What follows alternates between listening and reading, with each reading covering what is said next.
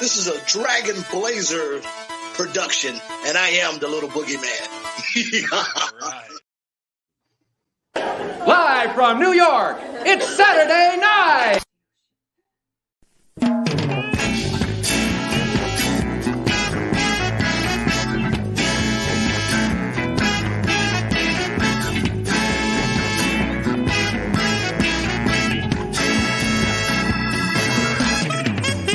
Now, Rex,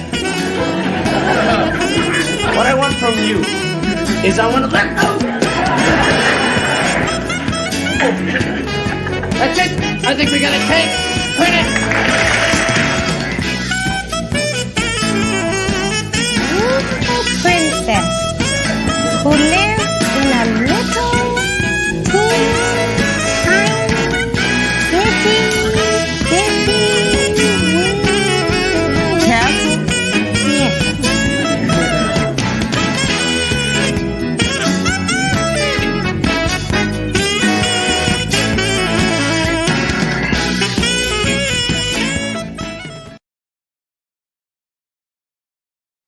Hello, everybody. That was a big hello. Thank you. I just wanted to do a big one. For some odd reason, it just came out that way. I am your host, Stevie Blaze, of course, and as always, my lovely co-host, the Lady Jen. How are you doing today? I am great. How are you? I am lovely. Lovely. I am just like, just got almost like 34 seconds of happiness somehow. I don't remember why, but anyways, that's. Is it your shirt? Because I love your shirt. Yeah, Nickelodeon. It brings me nostalgia, happiness. Yeah. I do love this shirt. I definitely watched like most of this stuff. Right? Yeah, Cat Dog, I watched that. Rugrats. Okay, Rocket Power, I wasn't really into Rocket Power. Yeah, I don't think I knew that one. I didn't watch a lot of Invader Zim, but I did like Invader Zim. What little bit I saw of it. Anyways, so we do not have a new number one song. Once again, this week it is Island Girl is the number one song, which I believe it's only on there for 3 weeks. So next week we'll probably have something else other than Island Girl that I'll find. This time I did the number one song in the UK. What was this? Because the song is an awesome song by an awesome singer. Here, let me just play a snippet. I just want to know whose shirts you wear. Now it's time to leave the capsule if you dare. This is Major Tom. So I screwed that up. I actually had more to that, and apparently I kind of played it to listen to it, and it replayed where I was left off. But do you know that song? Yeah.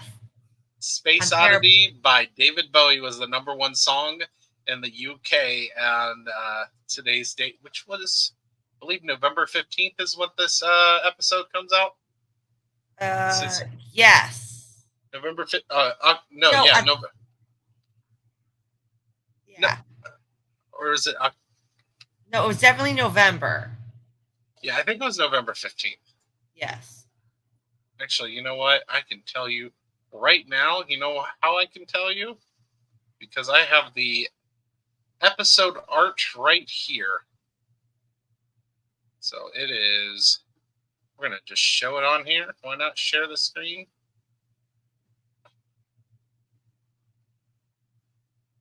There. Episode art. Robert Klein, November 15th, 1975. So 1975, November 15th, that's when this song was number one in the UK. Great song. I love Space Oddity. It was good. And I like this episode a lot. Did you say that the guy was gone? The what's his name? Michael's guy?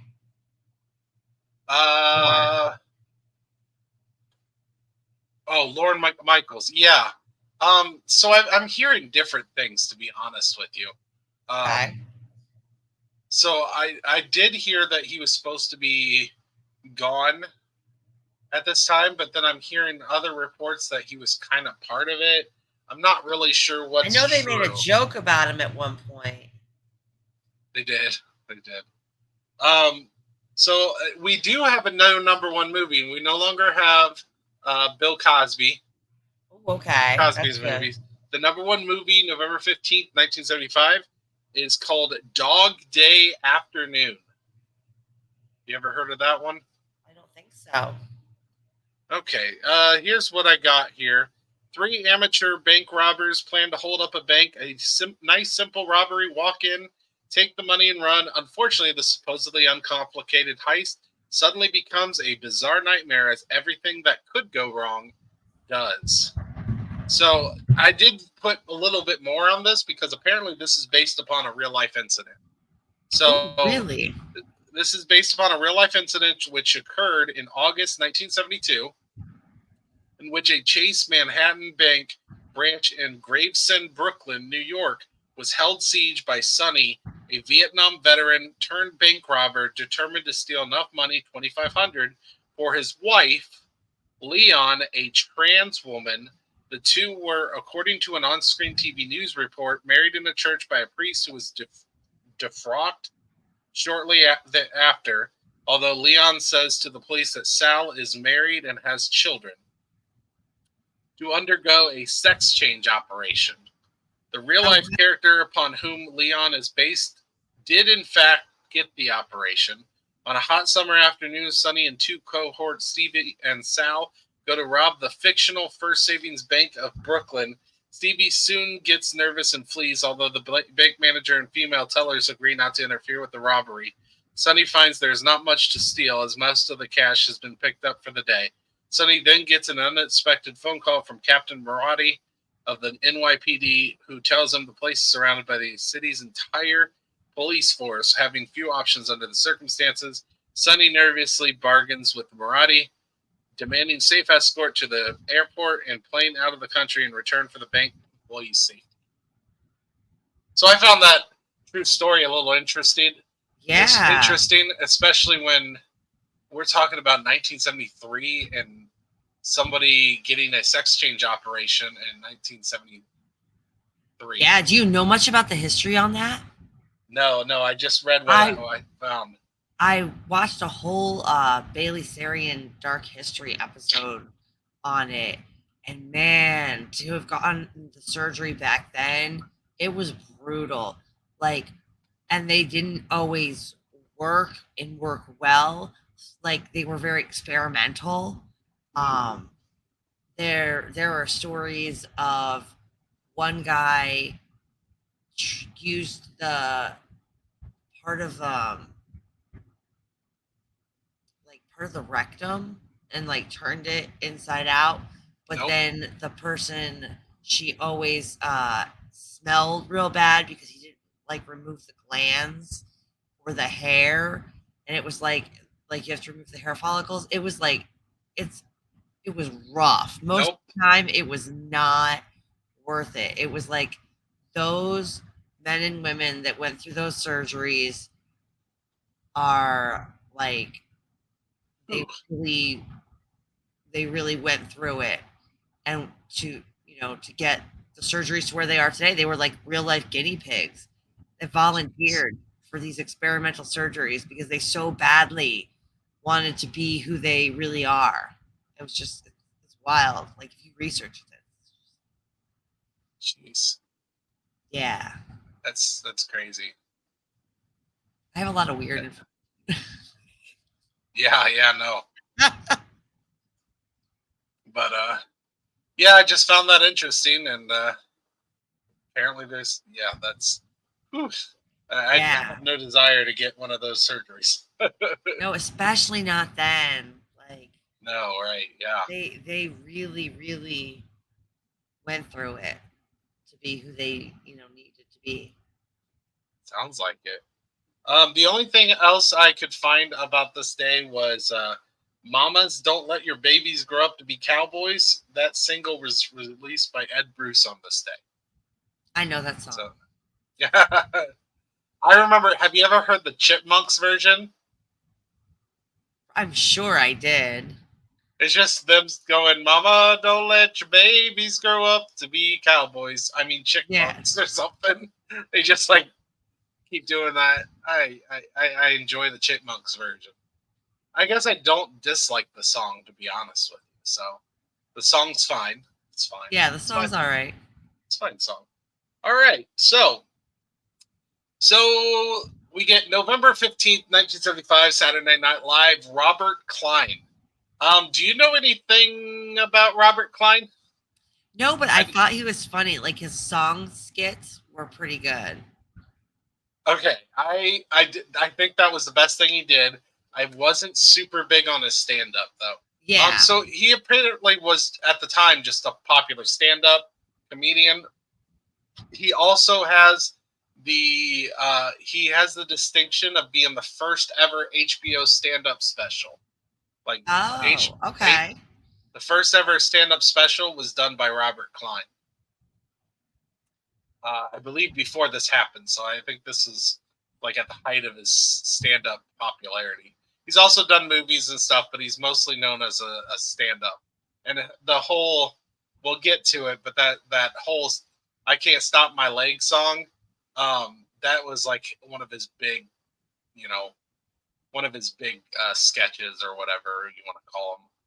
This is one of his big jokes that he did. I guess it's longer on the stand-up special. But yeah, I didn't really know much about this. It longer, like, like, why would you make it longer? I mean, it was funny, but like, well, I'm just saying like that was just the right, songs, it was a longer bit.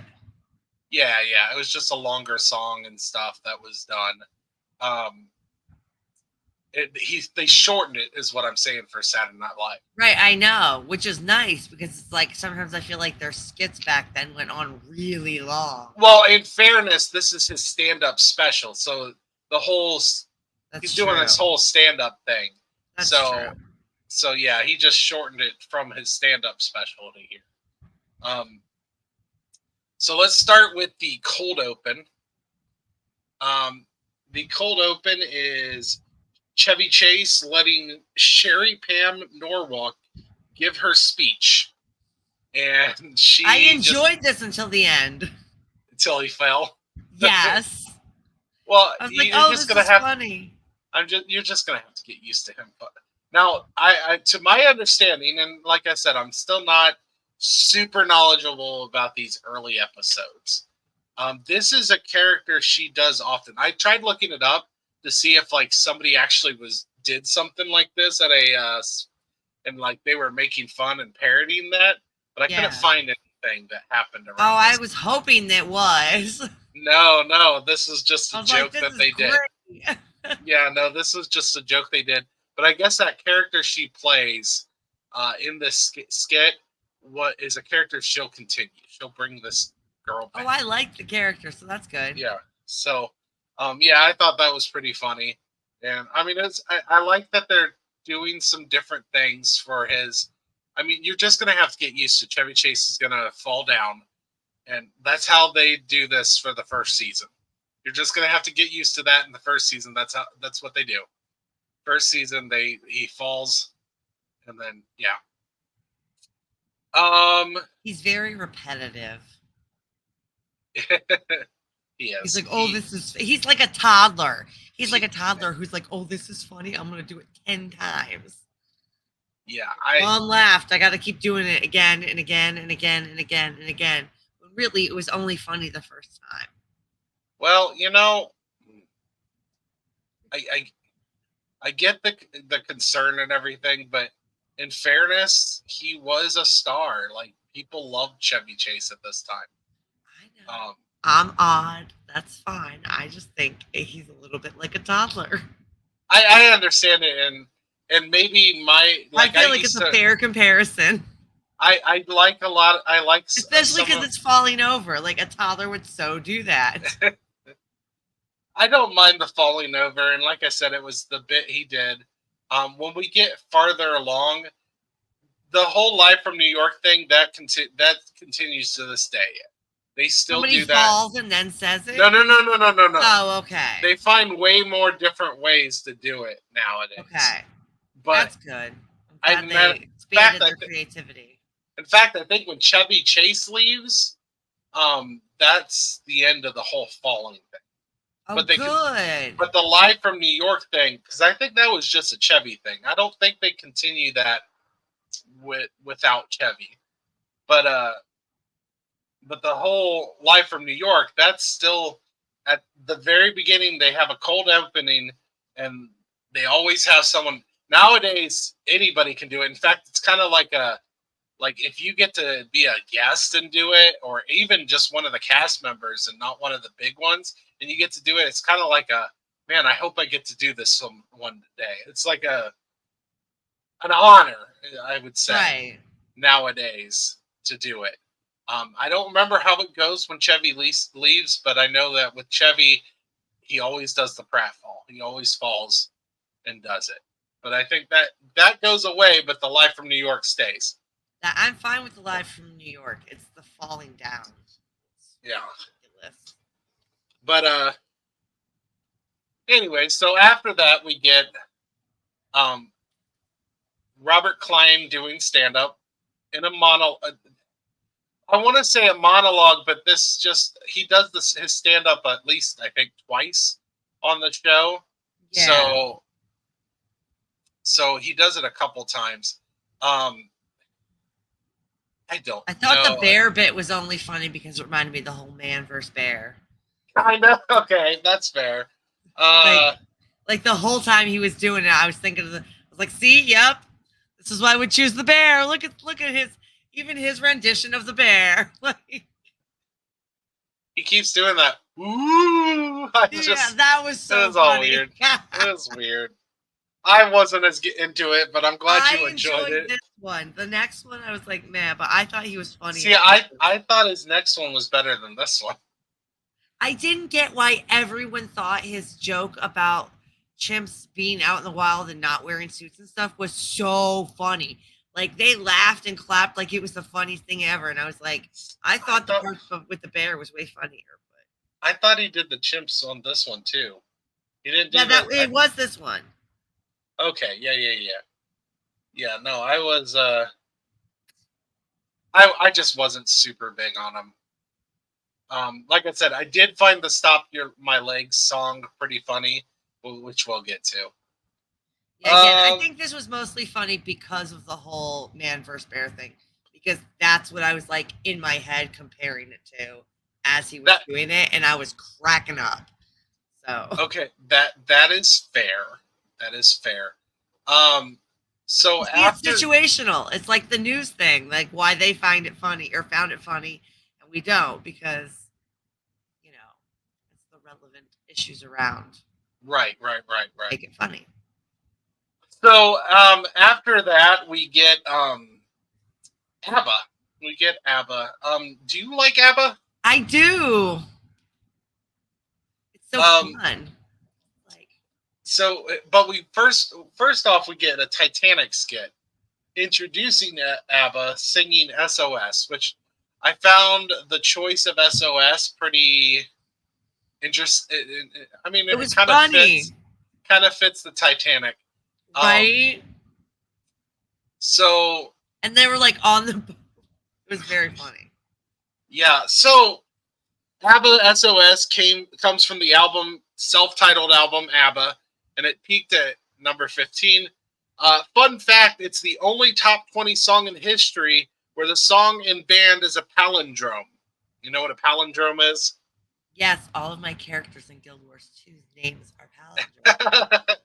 Well, for those who might not know that is listening, because you're not the only person I have to explain this to, that is when a word is spelled the same backwards and forward. So ABBA, A-B-B-A, is spelled ABBA, whether you go backwards, forward, and then SOS is the same. SOS. They're both palindromes. It is the only song in the top 20 of all time to be both palindromes. I thought that was an interesting fact. Now, that is. I love palindromes. We got more interesting facts. Ooh, yay. Fact time. So ABBA was wanted to be on the show by Dick Ebersol. A lot of the people that run Saturday Night Live. Now, I've heard Lorne Michaels didn't want him, or I've heard other people didn't want ABBA on the show. It's very different from all of the other music they've had thus far. Yes. Well, I guess some of them just didn't like ABBA. They thought they were too big for the show. They didn't want because right now ABBA is huge. In Why America. wouldn't you want ABBA then? Like, Well, if they're huge. So Lorne mostly likes getting like up and coming stars to be like the musical guest. Now when it comes he doesn't have to pay him as much. No, I think I mean, that could be it. I don't know, but we're at a point where people want to be on Saturday Night Live, but it was more of like, we're only 5 episodes in. I mean, nowadays I meant, but okay. I guess people did want to be on the show then, too. When I'm in my mind, like you're just starting this show, right? And you don't have a whole big budget, so you probably don't want big name, bands, because you're gonna have to pay them a lot. But if you get like up and coming stars, you can pay them less, and it promotes them. But like if you have ABBA, in my mind, then they're gonna bring in more viewers. So I feel like you should throw in a big name every now and again. It could be financial reasons, but I've also heard rumors that Lorne liked bringing in like people that were up and coming to like expose them to the world. Like he liked being like cutting edge and getting bands that weren't as well known getting to be on the show and being able to, promote their show stuff. So that's what I heard, but it could be a financial thing. That would go along with the not quite ready for prime time. The other thing that they were upset about, the people were upset about, was the fact that ABBA came on and said they were going to lip sync. If you noticed in the second part, they literally put on there that ABBA is lip singing the song, but it's not their fault. I thought it was a joke. It wasn't. It was a joke, but it wasn't a joke. It was real. They were lip singing, and Lorne Michaels or somebody else was very upset about it. So that's why they decided to put them on the Titanic and make it seem like they were singing while they were sinking the ship. That's why ABBA didn't get just a normal musical performance. They decided to make it a skit and be like, we're just going to sink out ABBA. That's funny. So they did that out of spite. It's kind of surprising ABBA went ahead and let this happen. I don't know. ABBA really want to be on the show? I'm guessing maybe. I don't know. I just know that they let it happen, I guess. Because they did it. Yeah. Maybe they didn't realize all the things they were doing or why they were doing it, and maybe they realized afterwards. I guess I didn't look to see what ABBA's response to all this was. But yeah, so there was a lot of controversy.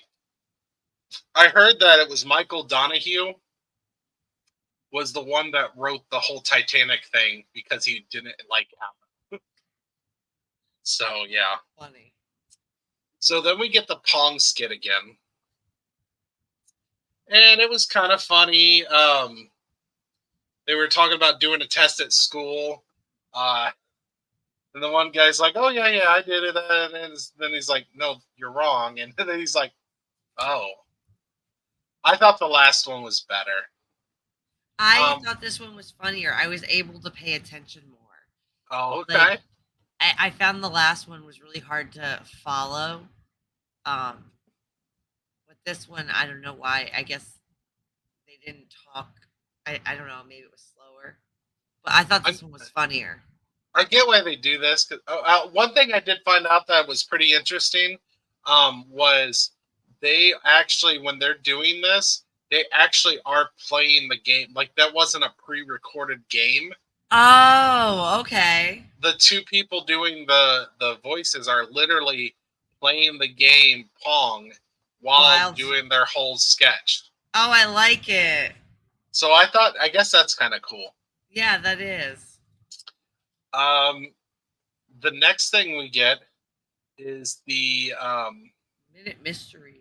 Minute Mystery. You're correct. I thought the guy was a crime scene photographer. Yeah. I was like, that's a little inappropriate for a crime scene photographer. And nope, he was paparazzi. I liked it because the one guy literally admits to it. He's like, "Can you figure out? You have 1 minute to figure out." Right, and then he's gone. Yeah, and then he's out of there. I thought this was a silly but fun sketch. I liked this one. Yes, I also thought it was funny. Yeah, this one was all right. I liked this one. Any more thoughts on that one? I thought it ended oddly. Like the whole, like, you have a year to figure it out. I'm like, are they coming back? Oh yeah, in a year? that is kind of weird. Maybe that will come back. It would be funny if they come back in 1 year. Okay, that would be kind of funny. Next we get the Bicentennial.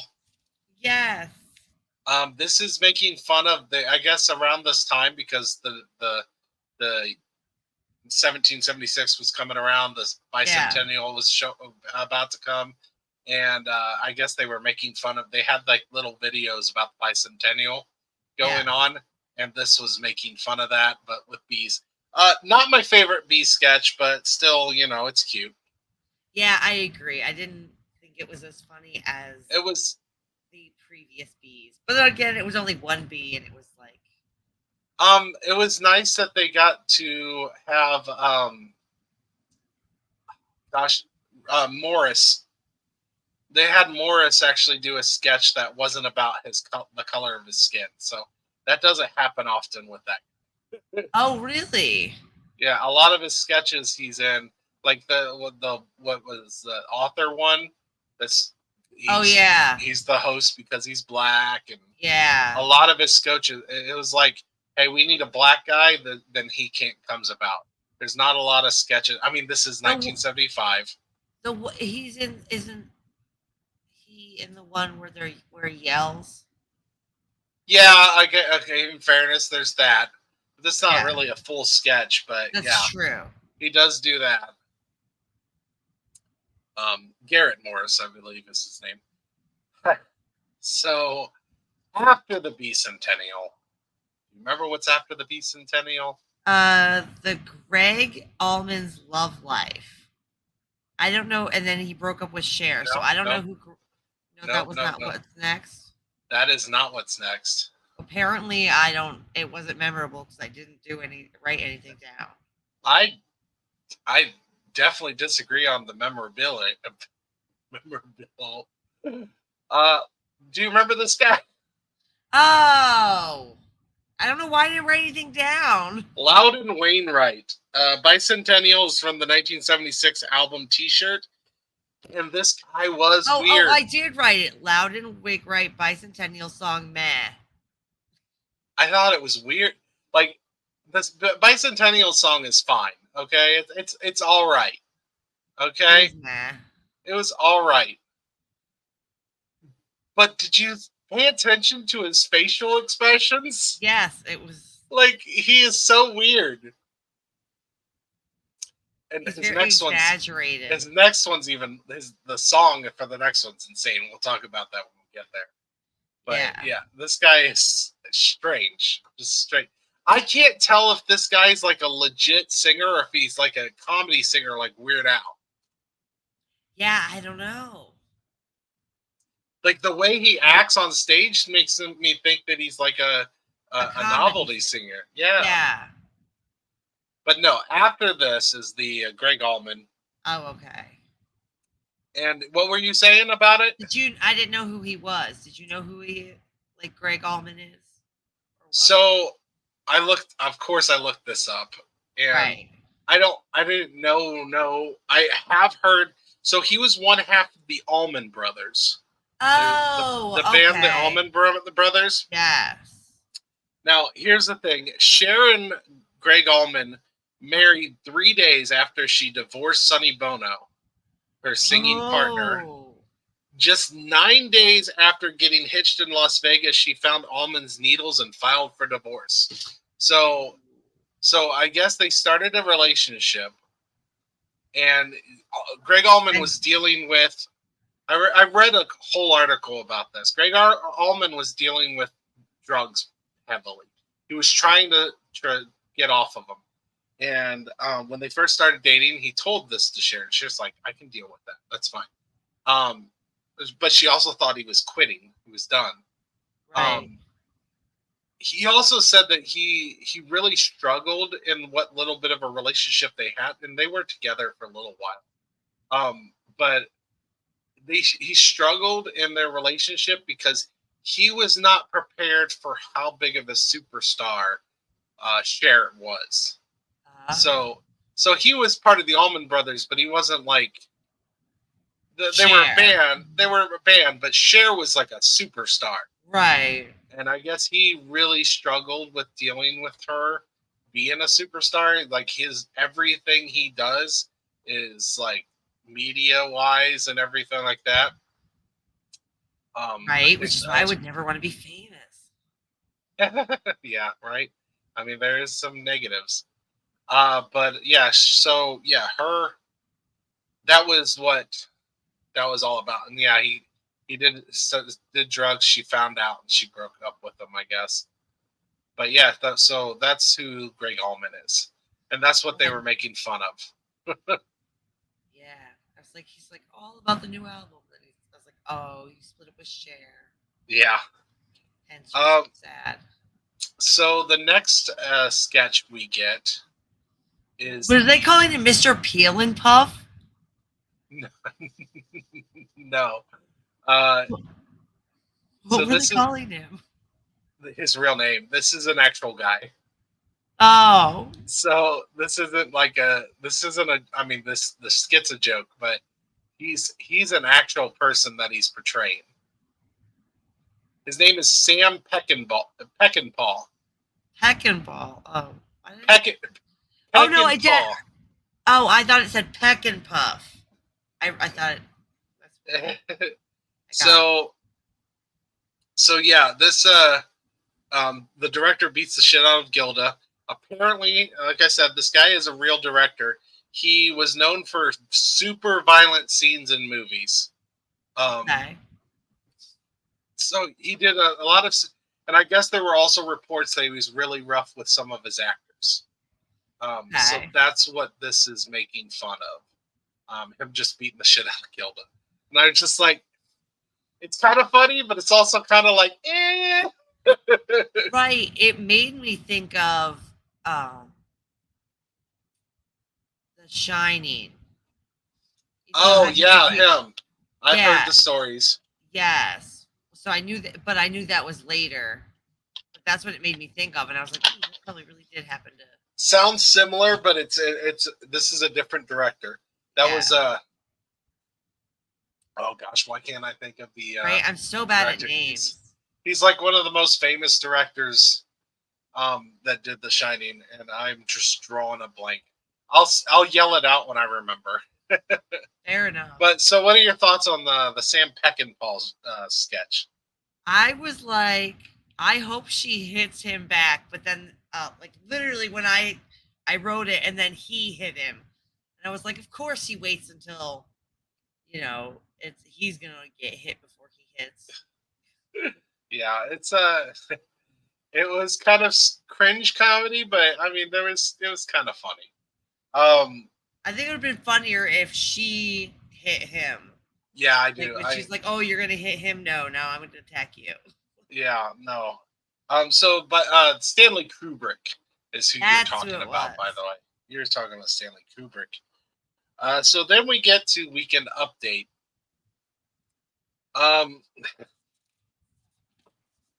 We get some stories like Ford headbutting a girl.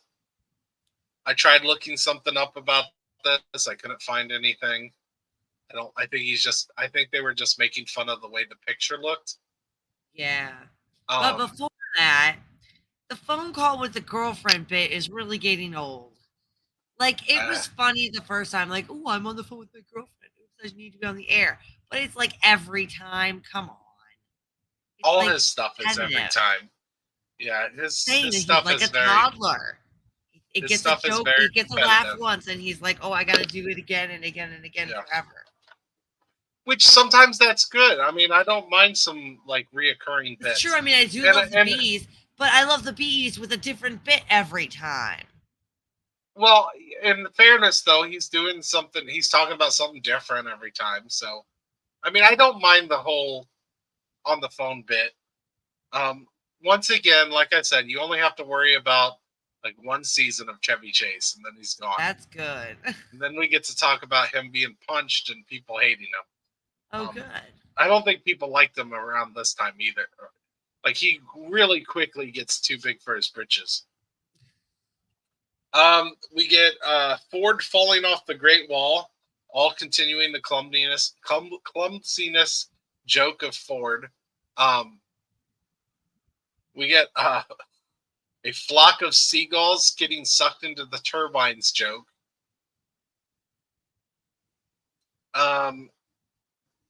Then we get something about Sammy Davis Jr.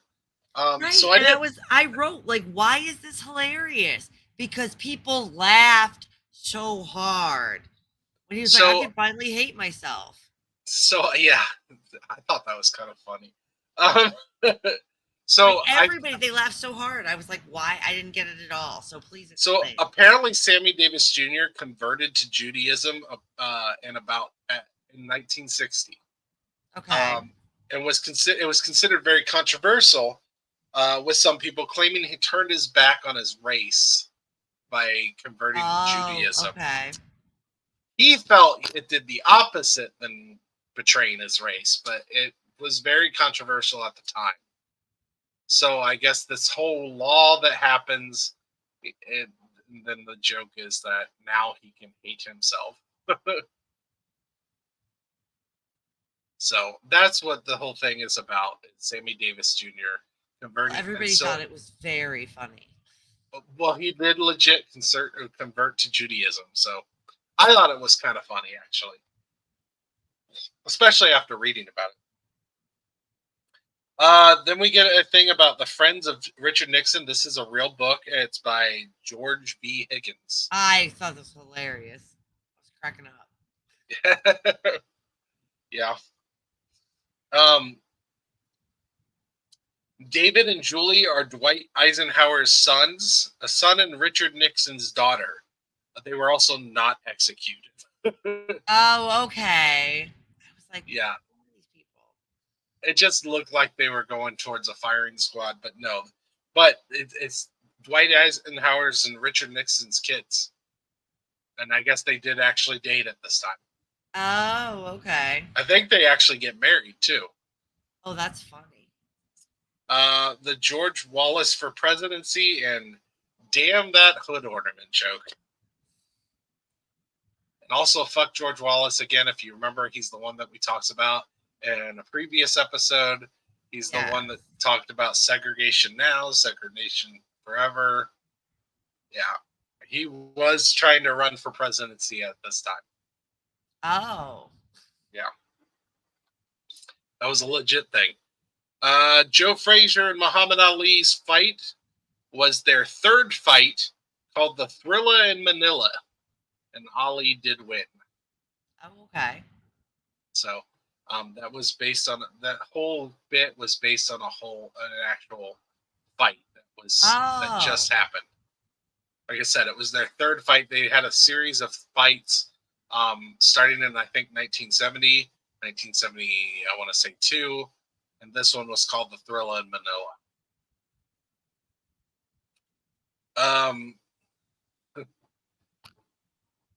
There was also this Humphrey sneeze. I don't remember that. Unfortunately, we watched this, so I guess we should apologize. So this is coming out a little later. We both had some issues that caused us not to be able to record until now. So some of my notes don't fully make sense because I didn't just watch the episode last night. I know, right? I'm like, my note says, rel ahead joke, ... Really? I have no idea what I'm talking about. Well, the next thing we get is the Jamatol sketch. And I said, yes. I wrote down that, damn, that commercial was dark. Fun fact: Jamatol is actually making, and we kind of, I don't think we talked about this on the first episode because this is the second time we've done Jamatol. Yeah. If you remember, the first time was with the gay couple. Yeah. So at that time we weren't doing it the way we do it now. So I actually have one of the original Geritol commercials, which is what this is parodying. So this is actually a parody of a shit. 1 second. So yeah, this is a parody of a Geritol commercial, which I am about to put on our screens here. Just because when we have parodies, I like to show what we... Also, don't you like watching old commercials that you never watched as a kid? Yes. Because you weren't alive? Yes. So I kind of like this, even though this isn't a full, like, direct parody, but this is the commercial that they were making fun of. Okay. So let me get that up there. Which is good because my notes just say fell asleep, Jamatol vitamin. So, like, which? Yeah. I think it was a husband and wife this time. It was. He was like talking about all the things the wife does. And she kept falling asleep. Yes. And it was... She was doing all this stuff. Yeah.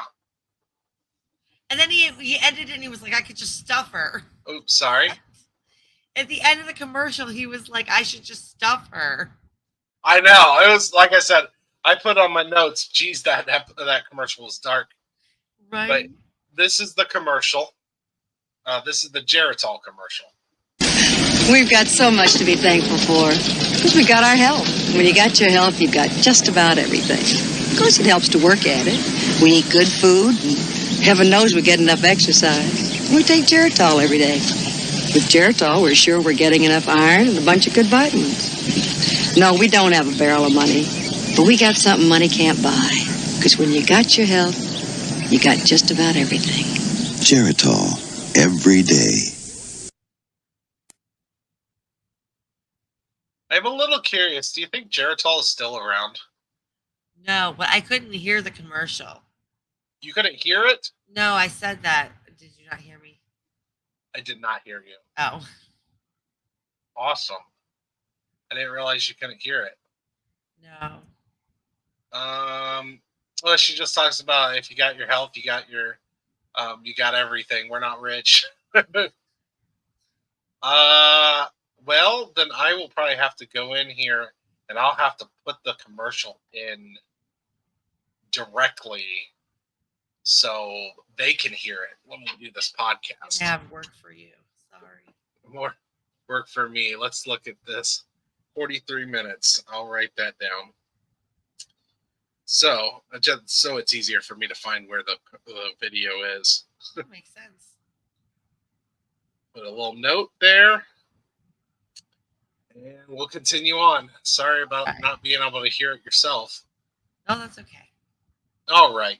So then we get Frank Talinka apparently chased this to... Oh, this is the... editorial reply. Yeah, this is when Chevy Chase is doing again. Ugh again. Still not funny. And then the girlfriend's 17th birthday. You know what's interesting, though? Is his first two people that show up on Weekend Update with him. Now, Weekend Update is a lot more fun these days because they normally have invites or people doing characters or something on the update desk. I don't know when they start doing that more. It's kind of like what they're doing here, but it's less Chevy making fun of him and somebody like recently, one of the update guys constantly made fun of Caitlin Clark, right? Okay. Do you know who that is? No. She is a WNBA player. She just got drafted to the WNBA. She was like dominant in high school or in college. Okay. And he just kept making WNBA jokes about, nobody cares, blah, blah, blah, blah, blah, blah. Okay. Well, then Caitlin Clark actually shows up and then just starts making fun of him. It was pretty good bit. But anyways, they do stuff like that now nowadays. But Chevy Chase as an anchor, I'm not a big fan of. Is what I'm gathering so far. But that's just because they didn't know what they were doing. But anyways, the first two people that show up is Jane Curtin and that was Dan Aykroyd. And they become the anchors when Chevy Chase leave. Oh, together. okay. So they start doing the weekend update when Chevy Chase is gone. Well, I'll look forward to that. Yeah. Then he does a joke about his girlfriend Jackie. This was his actual. He was dating Jacqueline Carlin at this time. She was an actress and was in the first woman in an SNL sketch. So in the first episode, the whole dad sketch or whatever, you remember with the replacement dad sketch? Yes. In the first episode, that was Jacqueline Carlin. Okay. In that sketch. So she was technically the first woman, even though she's not a primetime player. She was just Chevy's girlfriend at the time. Is that why she was on the show? Probably. I think she's in a couple more sketches, and it's all because she was dating Chevy Chase at the time. Of course.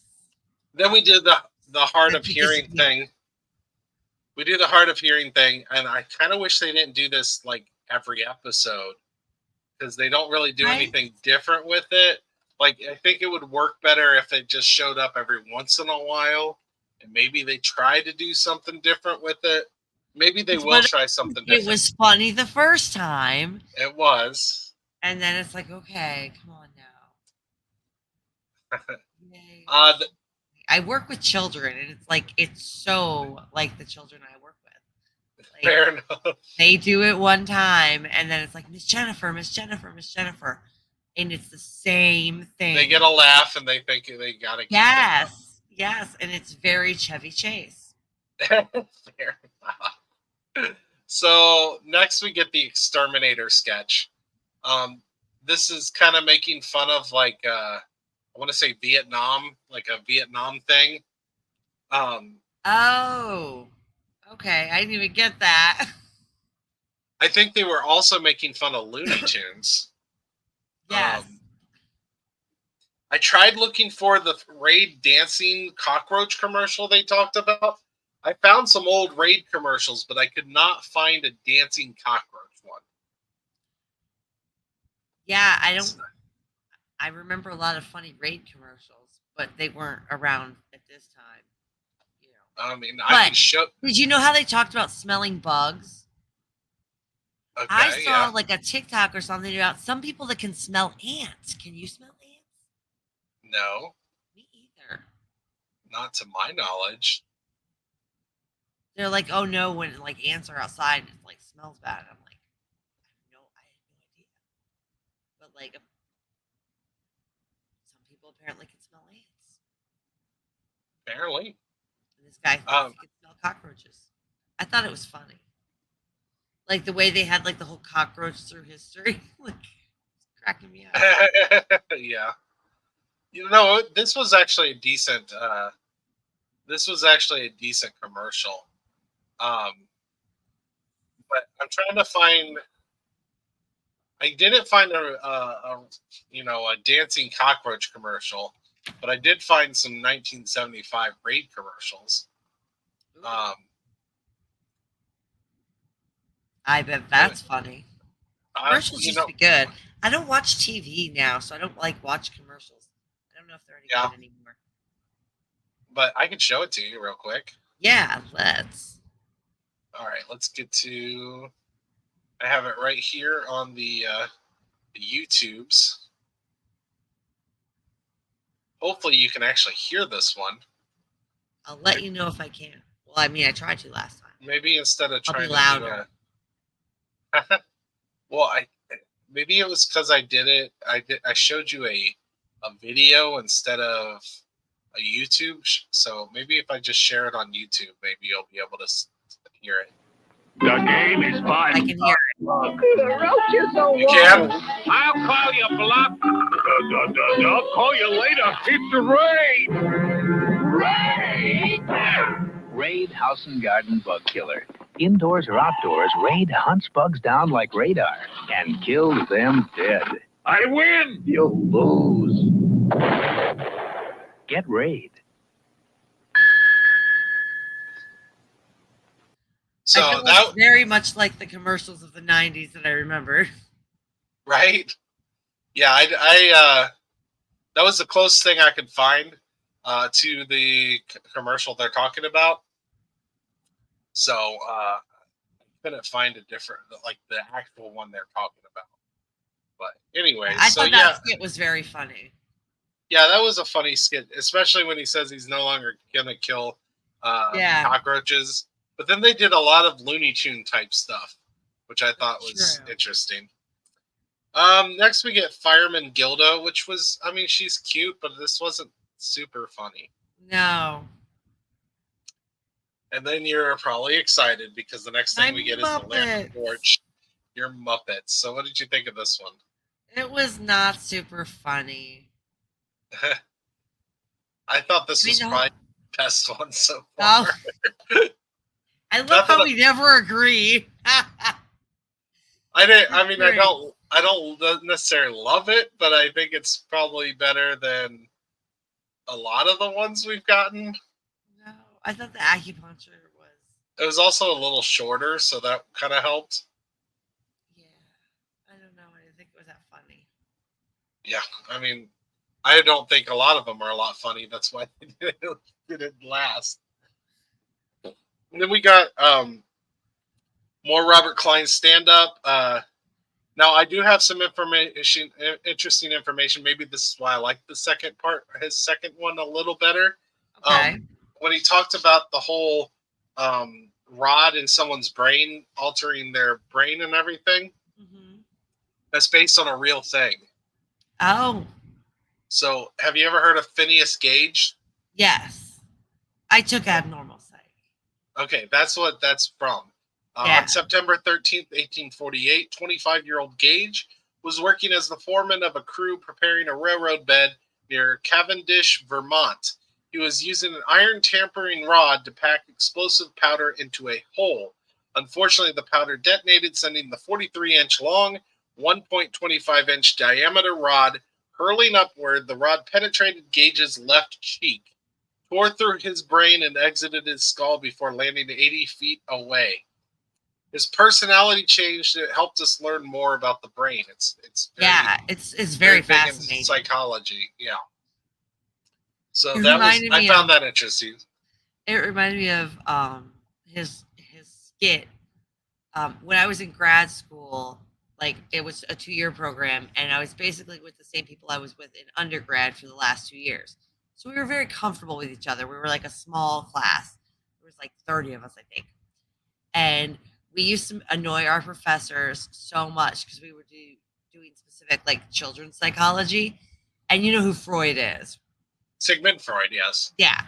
Okay. So we would like annoy our professors because we'd be like, Freud's a perv. Freud is a perv. And this is what it reminded me of. It just took me back to college. Being like, Freud's a perv. They're like, he is not a perv. Like, that way. He's a perv. That's fair enough. That's what it reminded me of. I was cracking up. So the next skit was the K-Put stamp gun. It's kind of subtle. I mean, I get the concept. It's kind of funny. Do you remember this one? Yes. She's changing the prices. Yeah. I mean, like more of a dream thing than a lap thing. Yeah, right? Like we would all love that stamp gun, especially they're like, oh, inflation. Like, really? Tell me about it. Right. It's almost 50 years later. Tell me about it. Tell me about that inflation from 50 years ago. I'd like to have that. Next thing we get is the Unrequited to the Nth Degree from the album Unrequited. This is Loudon Wainwright again. Yes. This song is weird. Literally talks about dying and then haunting someone, I think. I did find out that this song was actually on MASH. He sang this song on MASH. Oh, really? I guess he's in an episode of MASH and he sings it. I've seen a lot of MASH. Oh, well, you know what? You want to find it? Yeah. We're almost done with this episode, so we could see if we can find it. Let's see. I know I saw it. Here it is. Give me a moment. I'll get it on here. I made an inappropriate MASH joke at school the other day. Whoa. Inappropriate? We were having an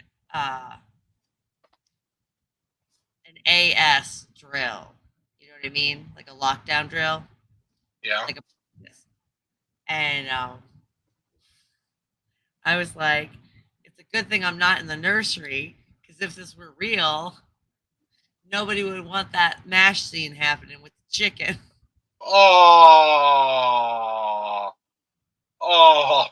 no. I tell you what, I've seen that final episode and I cried like a bitch. Right? Legit cried like a bitch. Like, oh. Wow. Just wow, Jeff. No. Wow. But anyways, this is... Nobody got it, because I did. He's young. This is Loudon Wainwright on MASH. When I die, and it won't be long, hey, you're gonna be sorry, that you treated me wrong, Yeah, you're gonna be sorry, that you treated me bad, and if there's an afterlife, I'll go, then I'll be glad. Hey, Calvin, That was such a good show. It was. MASH is a good show. I concur. I do like MASH. All right. So, what do we got next? What's next? I just found him weird. Look at books. He is Tiny so Kingdom. Weird. I like this one. And this one was funny. And then she's like, "Oh no, teeny little mother," and I was like, "Oh." Yeah, that character comes back too. She brings that one back a couple times. Yeah. So, to my understanding, it gets a little different. But this one, okay. Yeah, I liked that one. I like that one a lot. I found it weird that they brought the ambassador training sketch back. Yeah. Again. Yeah. So really don't need to talk about that. They just did that 2 weeks in a row. I know they bring back a couple like commercial sketches, but this was literally done last week. Right? And they brought it right back. Found it weird, but it's maybe they needed material. I don't know. I feel like there were funnier sketches they could have brought back if they needed a repeat sketch. Maybe, yeah, they do. That was weird, and that was the one that made maybe they did it on purpose because of Lorne Michaels being pissed off. Somebody was pissing him off some more. I don't know. Anyways, so this is next we got the leg song, which I guess I kind of already told you this about this. He does this. I thought this was kind of funny. Probably I wrote this guy is funny. This part was probably the funniest he was on the show. And then the last thing we get is them singing Waterloo. Waterloo is from the 1974 album of the same name. It made it to 6 on the top 100 chart. It is about. Do you know what Waterloo is about? No. You know what? You know why it's called Waterloo? No. You don't know what Waterloo is at all. I didn't write anything down, and I don't remember. I watched it a while ago. No, I mean the song's Waterloo, and you don't know anything about Waterloo. So Waterloo was the final battle of Napoleon. Yeah, I don't know anything about Napoleon. So yeah, he was defeated at the Battle of Waterloo. Okay. This song is about a relationship that is compared to his defeat in the Battle of Waterloo. Okay. So they compare this relationship to the Battle of Waterloo, which is the battle that defeated Napoleon. So that's what Waterloo is. I always found that interesting that their song, their one of their biggest hits is Waterloo, which is about Napoleon, kind of. I don't think it's legit about Napoleon. They were just kind of comparing to Napoleon. But then we get the end credits. I found it interesting that after last week, when we had everybody show up for Candace Bergen, nobody showed up for Robert Klein. So yeah. I didn't even notice that. That's yeah. funny. Nobody showed up at the end there. Like I said, that is a staple, so I did notice it. I found it weird. But yeah, and that was the end of the show. Next week, I believe we get Lily Tomlin. Yes, I saw that. Yay! So that was that's where we're going next week. Awesome. So you said you enjoyed this episode? I did. Whether Lorne Michaels was there or not, I don't know, but I enjoyed it. Do you which is your favorite episode? We've watched 5 episodes so far. I'd say this one because I'm enjoying every episode more. You like this better than Candace Bergen? What were my Candace Bergen? Because I think Candace Bergen was probably the best episode so far. I thought this wasn't as big of a drop from Candace Bergen, but I definitely thought Candace Bergen. Oh yeah, the Candace Bergen. I'm looking at my notes. Yes, because that was the one with the Polaroid commercial. Yes. And yes, yeah. The bees at the beginning. Yes, that was funny. Yeah, I think that was the best one for me. All right, so I enjoyed it. Alrighty then. Well, really enjoying the show much more than I thought I would. I'm glad you're enjoying it. That makes this podcast even more fun, unless your arguments makes it fun. I mean, either or could have been great. I don't know. We do disagree a lot on what's funny. That's true. But at least you, for the most part, majority of the episode you like. It's true. But do you have any pluggables, or what do you want to plug? We have a Facebook. And we do. We have a Facebook. And I should check the Facebook. Really yep, bad social media. It's technically a fan page. You have a fan page. And it is the see, Lorne I don't even know what I made. Lorne Michaels will hate this podcast fan page. It's is not what I made? No, fan page is what I use for Dragon Blazer Productions. For most of the podcasts that I'm on, we have group pages.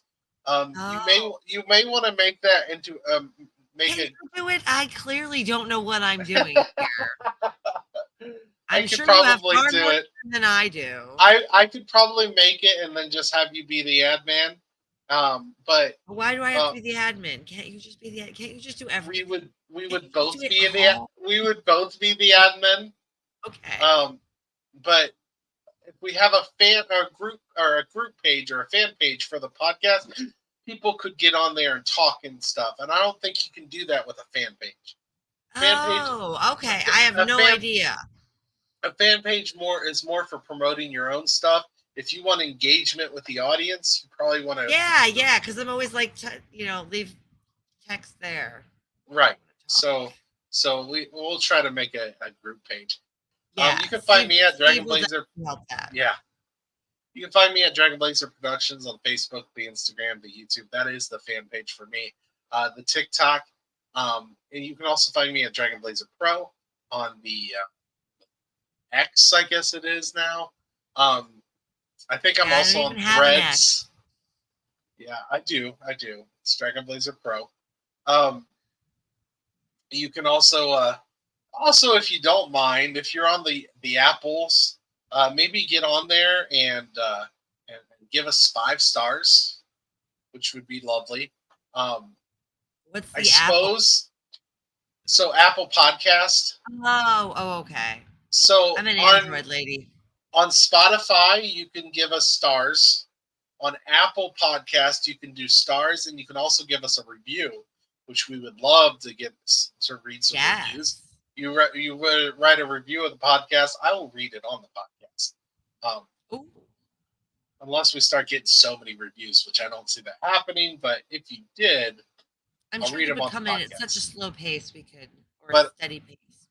I don't know all the things that I share this on, but I know that both Apple and Spotify, you can give us stars for how well you like the podcast.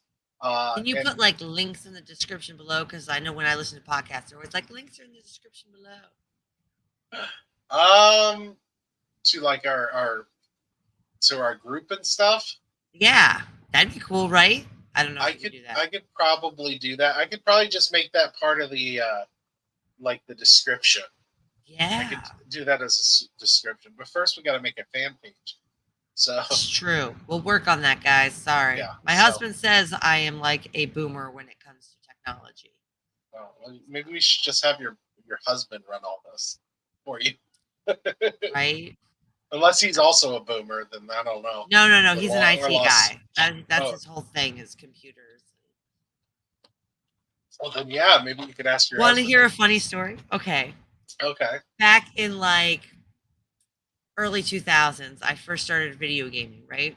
And so I was like in my early 20s, and I played Guild Wars, which is like an MMO. So there was lots of people on it. Yeah. And I would get hit on all the time, right? Because I went by the Lady Gen. That's what all of my characters were named, different versions of the Lady Gen.